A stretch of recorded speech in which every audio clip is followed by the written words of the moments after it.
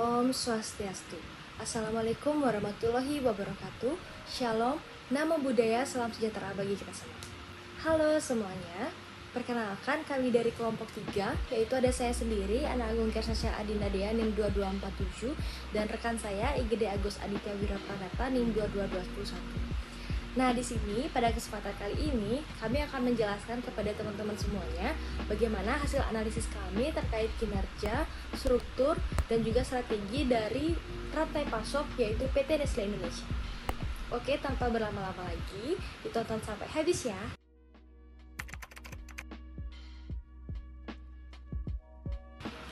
Seperti yang kita ketahui bersama bahwa di era saat ini masyarakat sangat-sangat memastikan bahwa produk yang mereka makan ataupun produk yang mereka minum merupakan produk yang berkualitas dan bernutrisi.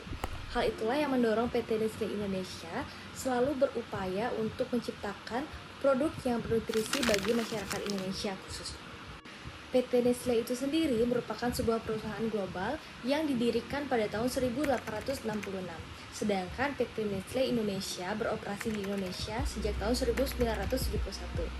Selayaknya perusahaan-perusahaan yang lain, PT Nestle ini sendiri memiliki visi yaitu Good Food Good Life, yang artinya Nestle berkomitmen untuk selalu menciptakan produk-produk yang bermanfaat, bernutrisi, dan juga berkualitas bagi masyarakat, khususnya masyarakat Indonesia.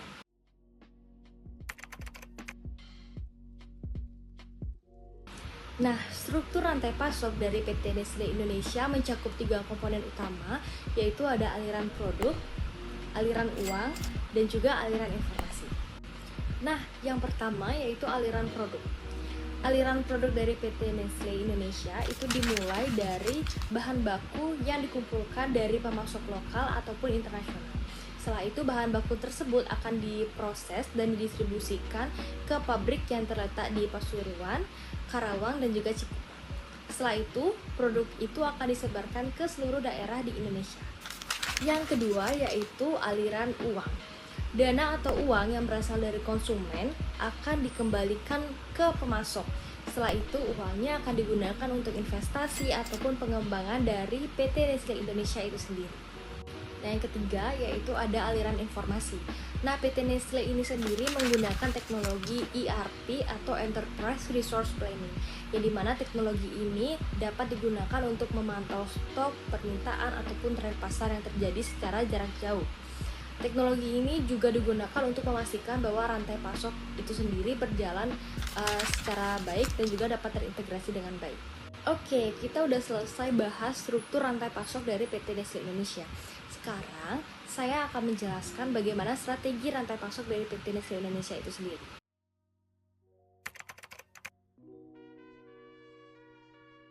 Sebelumnya nih teman-teman, setiap perusahaan pasti memiliki strategi khususnya dalam rantai pasok mereka, yang dimana strategi rantai pasok ini diperlukan untuk menjaga daya saing dan juga efisiensi dari perusahaan, yaitu saat ini kita akan membahas PT Nestle Indonesia.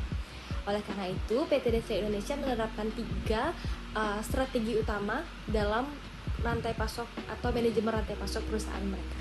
Apa aja sih?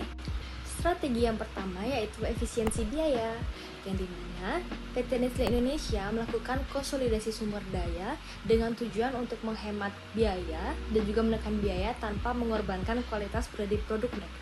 Strategi kedua yaitu jaringan distribusi, yang dimana PT Nestle Indonesia menggunakan 2 kombinasi saluran distribusi yaitu konvensional dan vertikal dengan tujuan untuk mempercepat pengiriman produk dari produsen ke konsumen. Strategi ketiga, perbaikan berkelanjutan.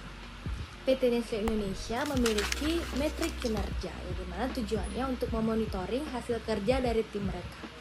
Kemudian juga PT Nestle Indonesia akan memberikan reward kepada tim yang dapat menyelesaikan tugas secara tepat waktu, bahkan bisa mencapai atau melebihi target yang ditetapkan. Adit selanjutnya bakal jelasin apa sih? Baik Caca, terima kasih atas penjelasan mengenai manajemen rantai pasok tadi, sangat informatif sekali ya. Nah, selanjutnya di sini saya langsung saja akan menjelaskan mengenai model skor pada manajemen rantai pasok dari perusahaan Nestle.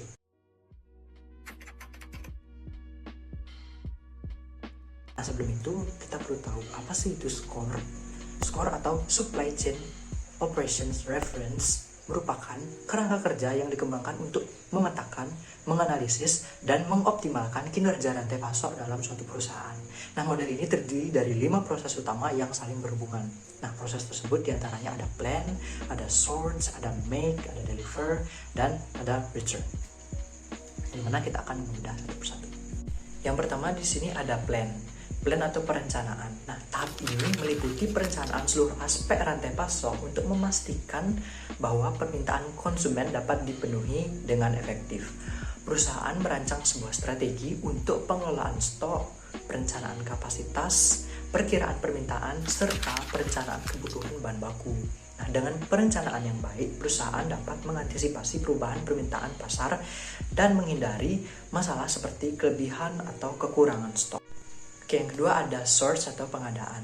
Nah, proses ini melibatkan pengelolaan pemasok dan pengadaan bahan baku atau komponen yang dibutuhkan dalam produksi. Pada tahap ini, perusahaan melakukan pemilihan dan evaluasi pemasok, menetapkan kontrak, serta memastikan kualitas dan ketersediaan dari suatu bahan baku. Pengelolaan pemasok yang efektif dapat membantu perusahaan meminimalkan risiko penggangguan pasokan dan memastikan bahwa bahan baku yang diterima sudah sesuai dengan standar atau kualitas yang telah ditetapkan. Yang ketiga itu ada make atau produksi.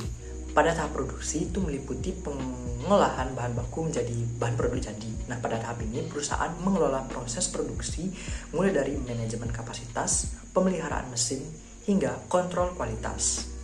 Proses produksi yang efisien dan berkelanjutan tidak hanya menurunkan biaya operasional, tetapi juga meningkatkan produksi dan kualitas produk yang dihasilkan. Yang keempat itu ada deliver atau pengiriman. Nah, proses ini mencakup pengelolaan distribusi produk ke pasar atau pelanggan. Nah, perusahaan mengelola logistik dan transportasi, memilih metode pengiriman yang optimal, dan memastikan produk yang dikirim tepat waktu dan dalam kondisi yang tentunya baik. Pengelolaan distribusi yang baik tentunya memungkinkan perusahaan menjaga ketepatan waktu pengiriman, menghindari kerusakan produk, serta memenuhi harapan konsumen. Selanjutnya yang kelima itu ada return atau pengembalian. Nah, proses pengembalian memungkinkan perusahaan untuk menangani produk yang dikembalikan oleh pelanggan, baik karena cacat produk atau kebutuhan penggantian. Nah, dalam tahap ini, perusahaan menangani produk yang tidak memenuhi standar atau mengalami kerusakan, serta memberikan layanan purna jual untuk menjaga kepuasan pelanggan. Nah, proses pengembalian yang terstruktur dengan baik dapat meningkatkan kepercayaan konsumen dan menciptakan loyalitas terhadap merek perusahaan. Baik, itulah penjelasan mengenai SCOR atau skor pada manajemen rantai pasok perusahaan Nestle.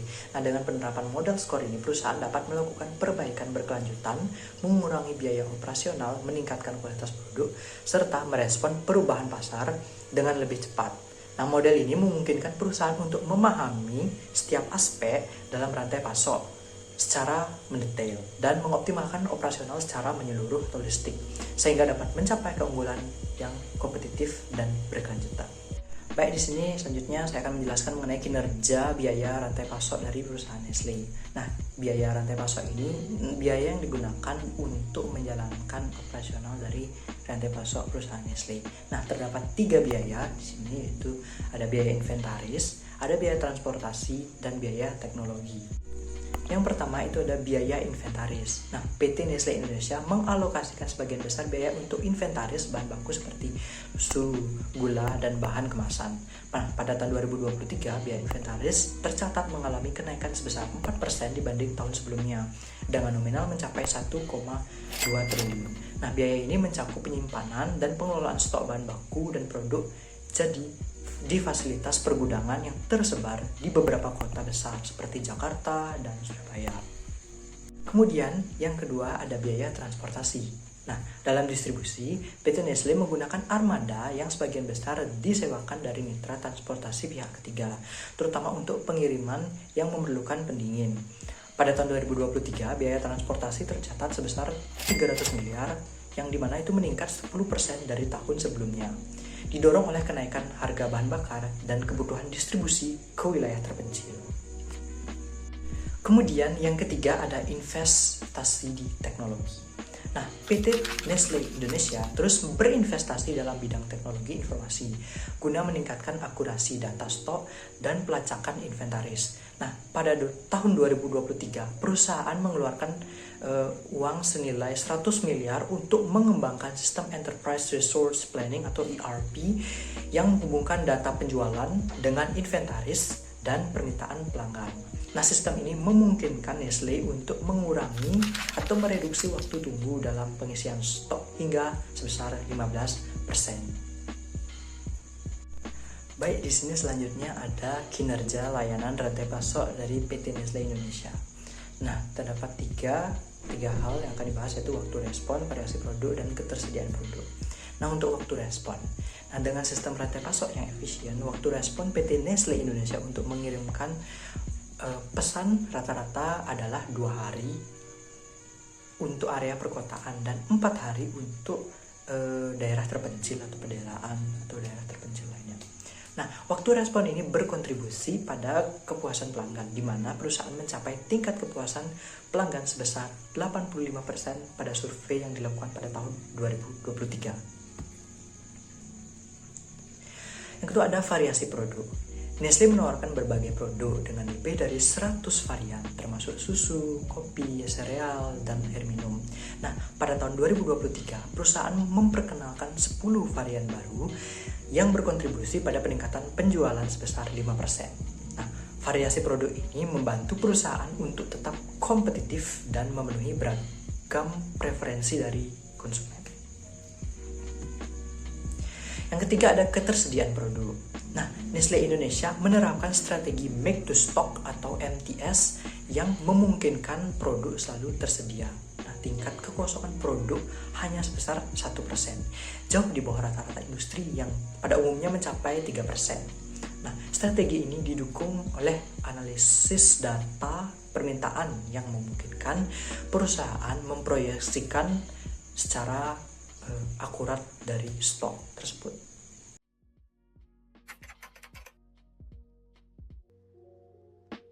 Baik teman-teman, usai sudah penjelasan dari saya. Di sini saya akan menerangkan kesimpulan berdasarkan penjelasan dari Caca sebelumnya dan saya. Nah, jadi berdasarkan analisis yang telah dilakukan, dapat disimpulkan bahwa PT Nestle Indonesia memiliki struktur dan kinerja rantai pasok yang tentunya solid dan terintegrasi. Struktur rantai pasok ini melibatkan komponen utama seperti pemasok bahan baku, proses produksi, distribusi, serta aliran uang dan informasi yang terkoordinasi dengan baik.